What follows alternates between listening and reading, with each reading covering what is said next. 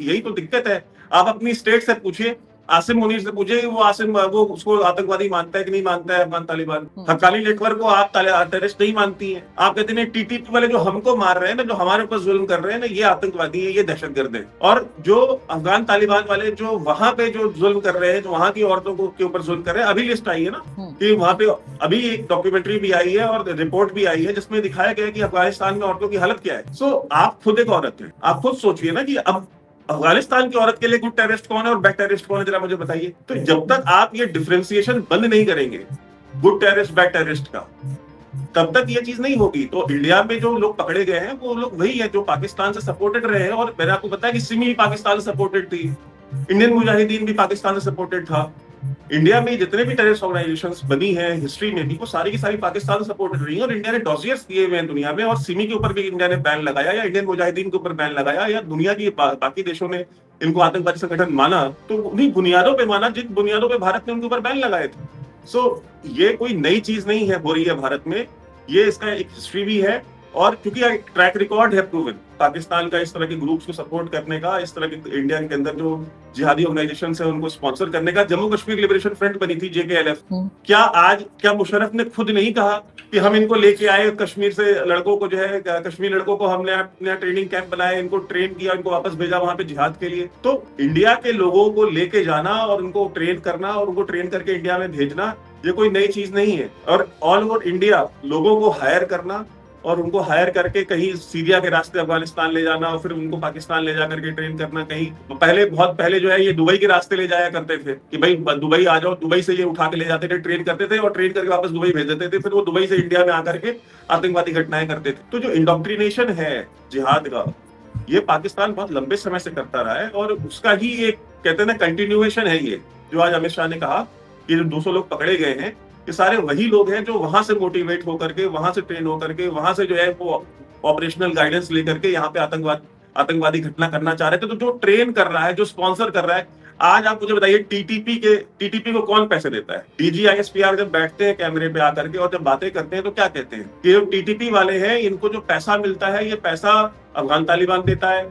ये जो टीटीपी वाले हैं इनको हथियार कौन देता है? अफगान तालिबान देता है। ये जो टीटीपी वाले हैं इनको जो ऑपरेशनल डायरेक्टिव्स मिलते हैं वो कहां से मिलते हैं? अफगानिस्तान से मिलते हैं, अफगान तालिबान से मिलते हैं। ये कहते हैं कि जो नूर वली महसूद है टीटीपी का जो सरगना है, वो कहाँ रहता है? तो ये कहते हैं कि जी वो अफगानिस्तान में रहता है। वो नूर वली महसूद खुद कहता है कि मैं KP में रहता हूँ, लेकिन ये कहते हैं नहीं वो अफगानिस्तान में रहता है। तो आप फिर टीटीपी का कनेक्शन आप अफगानिस्तान से कैसे जोड़ देते हैं? क्योंकि टीटीपी के जो लड़ने वाले हैं वो तो सारे पाकिस्तानी हैं, वो सारे आपके ही खैबर पख्तूनख्वा के जो है कि रहने वाले लोग हैं।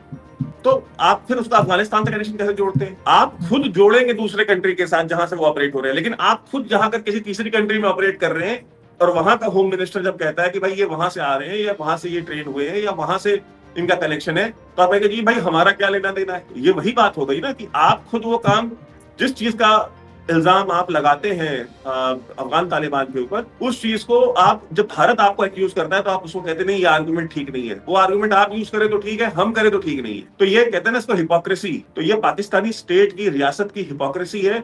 और जब तक ये हिपोक्रेसी नहीं छोड़ेंगे, पाकिस्तान के अंदर दहशतगर्दी बंद नहीं होगी, पाकिस्तान के अंदर अमन नहीं होगा, पाकिस्तान की मईशत नहीं चलेगी। क्योंकि ये सारी चीजें जो है ना आपस में इंटरलिंक्ड है। क्योंकि चाहे मईशत हो, चाहे पीस हो, ये सारी चीजें तभी चलती हैं जब मुल्क में अदम इस्तेकाम जो होता है ना, जब आप वायलेंस को हर फॉर्म में जब आप क्रिटिसाइज करेंगे, कंडेम करेंगे और आप कहेंगे नहीं वायलेंस हम करेंगे भी नहीं और हम सहेंगे भी नहीं, तब जाकर के कहीं आप उस रास्ते पे निकलेंगे और सारी चीजें ठीक होंगी। क्योंकि सारी इंटरलिंक्ड है।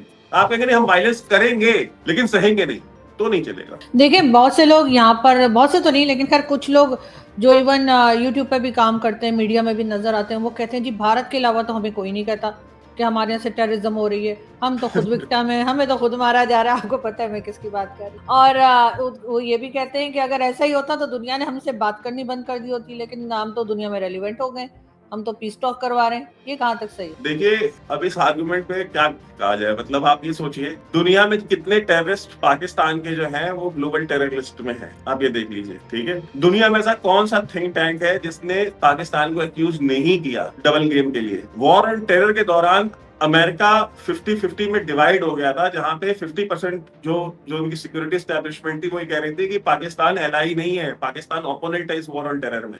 क्या क्वेटा शूरा, पेशावर शूरा आपने बना के रखी थी कि नहीं रखी थी? क्या क्वेटा शूरा जो है वो रशिया में थी, पेशावर शूरा जो है वो दुबई में थी? सारे पाकिस्तान के शहर है ना, वहां पे ही आपने ये बनाया हुआ था। अच्छा, आप देखिए कितना दिमाग लगाते हैं। क्वेटा शूरा बन सकती थी, लाहौर शूरा नहीं बनाई इन्होंने। पेशावर शूरा बन सकती थी, लेकिन सियालकोट शूरा नहीं बनाई इन्होंने, क्योंकि ये जो इस तरह के लोग हैं ना, इनको पंजाब से थोड़ा दूर रखना है। इनको पेशावर में रखो, इनको क्वेटा में रखो, वहां पे बलोच मरे, पठान मरे, कोई दिक्कत नहीं है, वहां वायलेंस होती रहे, नमक मंडी में बम फट जाए, पेशावर में कोई दिक्कत नहीं है, पंजाबी तो नहीं मर रहा ना। तो ये जो एक्यूज की जहां तक बात कर रहे हैं, आपको किसने नहीं एक्यूज किया है? आपको तो अफगान तालिबान, खुद एक टेररिस्ट ऑर्गेनाइजेशन अफगान तालिबान ने एक्यूज किया कि पाकिस्तान दहशतगर्दी कराता है हमारे खिलाफ। क्या अफगानिस्तान के अफगान तालिबान के होम मिनिस्टर ने आ करके ऑन द रिकॉर्ड ये चीज नहीं बोली कि ISKP Islamic State Khorasan province को पाकिस्तान की जो ISI है ये चला रही है, ये फंड कर रही है और हमारे खिलाफ ऑपरेशंस कर रही है? बदख्शा में अभी जो ऑपरेशन अफगान तालिबान ने किया है ISKP के खिलाफ और उनके जो सपोर्टेड ग्रुप्स है उनके खिलाफ, वहां पे उन्होंने नहीं निकाल के दिखाया कि ये देखिए ये पाकिस्तानी करेंसी जो टेररिस्ट के पास निकली है, इस्लामिक स्टेट वालों के पास। आपको तो अफगान मतलब दुनिया में इकलौते मुल्क हैं आप जिनको दहशतगर्दी के लिए यूज करते हैं। अब आप सोचिए आपकी दहशतगर्दी को सपोर्ट किस मकाम पे होगा? तो आजकल तो आप लोगों की, सॉरी आपकी बात काटूं, लेकिन आजकल तो आप लोगों की बहुत बन रही है अफगानिस्तान के साथ। अगर वो दहशतगर्द हैं तो आप क्यों उनसे बातचीत कर? नहीं, मैं भाई देखिए, हमको उनके साथ रहना है। हम एक रीजन में रहते हैं, वो सार्क कंट्री का हिस्सा है। अब जो भी गवर्नमेंट इन पावर है, अब आपके यहाँ पे एक सिलेक्टेड प्राइम मिनिस्टर वजीर आजम बैठा हुआ है, आसिम मुनीर फील्ड मार्शल बैठा हुआ है जो कि उसको चलाता है। तो क्या हमारी आपसे बैक चैनल टॉक्स नहीं होती हैं? क्या हमारे आपसे बिल्कुल ताल्लुकात जो है वो बिल्कुल 100% कट ऑफ हो गए? क्या ताला लग गया है हाई कमीशन पे? ऐसा तो नहीं है। तो बात तो हमें करनी पड़ती भाई, जिस रीजन में रहते हैं वहां पे आप उनसे बात करेंगे, कितनी बात करनी है, क्या हमारा फुल डिप्लोमेटिक रिलेशन है उनके साथ, ये देखना पड़ेगा। और अगर आप एक सेम रीजन में रहते हैं, सार्क का हिस्सा है, तो आपको उनके साथ भाई कोई ना कोई रिलेशन तो रखना पड़ेगा। लेकिन क्या हम उनके साथ कोऑपरेट कर रहे हैं? क्या हम उनके साथ मिलिट्री एक्सरसाइज करते हैं? क्या हम उनको अपनी कोई मिलिट्री टेक्नोलॉजी ट्रांसफर कर रहे हैं? जो कि पहले की जो गवर्नमेंट थी अशरफ गनी की या हामिद करजई की, हम उनके साथ करते थे। फुल डिप्लोमेटिक रिलेशंस थे, हमारे सारे कॉन्सुलेट्स जो है वो ऑपरेशनल थे। हम एक नॉर्मल कंट्री की तरह वो डेमोक्रेटिकली इलेक्टेड थे। आपके हाथ में तो जो एक्चुअल में जिसको वजीर आजम होना चाहिए वो तो अस्पताल में गया बेचारा, अभी पहुंचा है कि नहीं पहुंचा, अभी तो नहीं पहुंचा होगा। तो उसको तो जब तक कहते हैं ना कि डेथ बेड में नहीं पहुंचा देंगे तब तक अस्पताल लेके नहीं जाएंगे। तो हमें अगर बात करनी होती तो क्या इमरान खान था, इमरान खान ने कितनी पर्सनलाइज कमेंट्स किए इंडियन प्राइम मिनिस्टर के लिए, तो क्या हम इमरान खान से बात नहीं कर रहे थे? हम उसकी हुकूमत से बात नहीं कर रहे थे? कर रहे थे। तो ये बात करना और ये कहना कि जी बड़ी दोस्तियां हैं, तो कौन सी, आप मुझे एक चीज बताइए जिससे आपको दिखता हो कि बड़ी दोस्तियां हैं। क्या हमने अपने 26 जनवरी की परेड में अफगानिस्तान के अमीर को बुला लिया था? क्या आपको बड़ी दोस्तियां दिख रही थी? ऐसा नहीं कि हमारी बड़ी दोस्तियां हैं, बट ठीक है, हम एक रीजन में रहते हैं, हमारा उनके साथ जहां भी कोलैबोरेशन करना होगा हम उनके साथ कोलैबोरेट करेंगे, जहां नहीं करना होगा नहीं करेंगे। दहशतगर्दी के ऊपर इंडिया का स्टांस उनको भी पता है कि भाई हम टेररिज्म जो है हम नहीं टॉलरेट करेंगे। तो अब ठीक है, अब आप वो आपसे तंग है बेचारे, ठीक है, वो मतलब अजियत का शिकार है कि भाई कहां से हम आ गए इनके साथ। अब आप देखिए कि आपका उनके साथ क्या रिलेशन है। कि भाई देखिए, पश्तो में मैंने आपको कहा था ना कि एक कहावत है कि जो रोटी देता है वो हुक्म भी देता है। जब तक आप रोटी देते थे तो वो आप हुक्म भी देते थे, आपकी सुनते थे। अब आप रोटी नहीं दे रहे तो आपसे वो हुक्म भी नहीं ले रहा। आपकी तकलीफ ये है कि अब हमसे हुक्म क्यों नहीं ले रहा।